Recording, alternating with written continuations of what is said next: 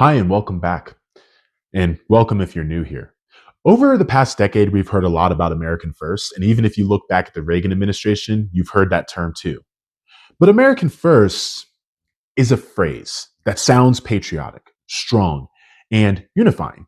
But what if I told you that this slogan has a dark and complicated history? A history tied to isolationism, anti Semitism, and even Nazi sympathies. Well, today we'll uncover where American First really came from, how propaganda shaped its message, and how this history still influences the way Americans think today. So stay with me, because this is a story you won't hear in mainstream discussions.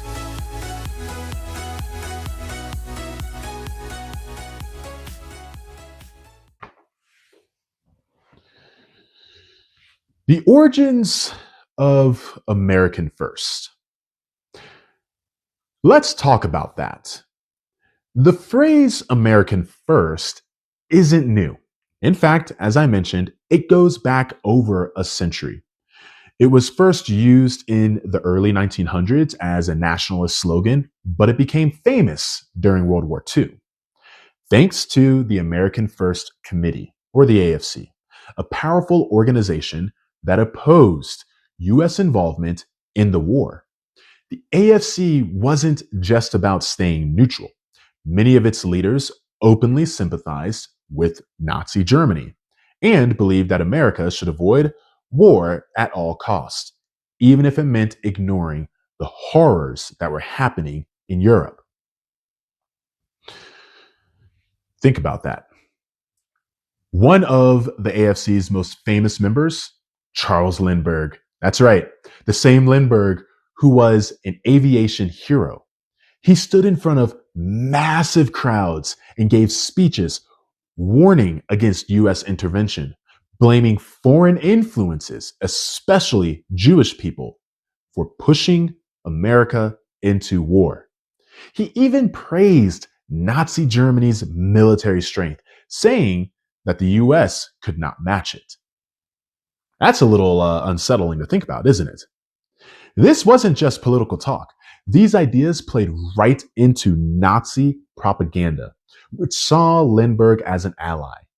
Hitler's government even awarded him a medal for his contributions to aviation, but many saw it as a sign of ideological alignment. That's a little unsettling to think about, isn't it? So we're going to look at the role of propaganda in keeping Americans misinformed on this. Let's look at, let's just talk about how propaganda, because it played a huge role in how Americans viewed the world during this time. Okay? So while the US government used propaganda to rally support for the war, groups like the AFC used their own tactics to manipulate public perception. I want you to close your eyes and imagine that you are now in the 1940s. You don't have social media, no instant news updates. All your information comes from newspapers, radio, and speeches. Well, the AFC flooded these channels with messages warning that America would be betrayed by politicians and global elites who wanted war. Sound familiar? These are the same conspiracy-driven talking points we hear even today. Now, meanwhile, Nazi Germany was also spreading its own propaganda, portraying America as weak, controlled by Jewish financiers, and unprepared for war. The AFC's isolationist stance unintentionally, or perhaps intentionally, helped push this narrative. But here's where it gets even more interesting. Once the US finally entered World War II, the AFC just disbanded almost overnight. Many of its leaders suddenly changed their tone, some even acting as if their involvement never happened. The power of propaganda had worked. It had delayed America's involvement in the war for as long as possible. That's it's something to think about, isn't it? But let's move on to the phrase American first and how it plays a role today. Now, in the modern day, it has its relevance. So, what does this all mean for us today?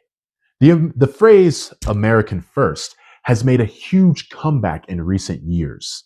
It's been used in political campaigns, foreign policy speeches, and nationalist movements. But how many people actually know of its history? How many realize it was once a rallying cry for those who wanted to keep America from stopping Nazis? And here's the kicker. Propaganda hasn't gone away. In fact, it's stronger than ever. Instead of newspapers and radio, now we have social media and its algorithm that amplify misinformation at an unprecedented scale. The same isolationist and nationalist rhetoric that fueled the AFC is still being used today, just wrapped in a modern package. So, words matter. We understand this, right?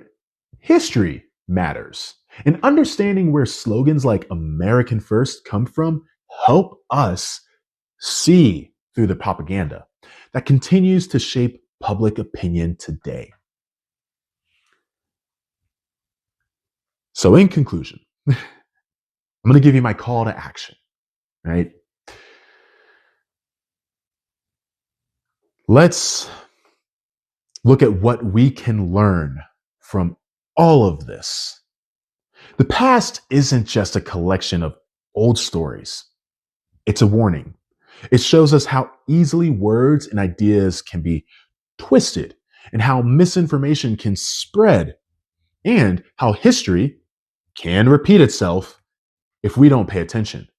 So if you found this information eye-opening, don't let the conversation end there or here. Share this video, leave a comment, and let's discuss how history influences the present. And if you haven't already, hit the subscribe button so you don't miss our little deep dives into history and, somewhat kind of politics and the media. So stay informed, stay critical, and most importantly, stay aware.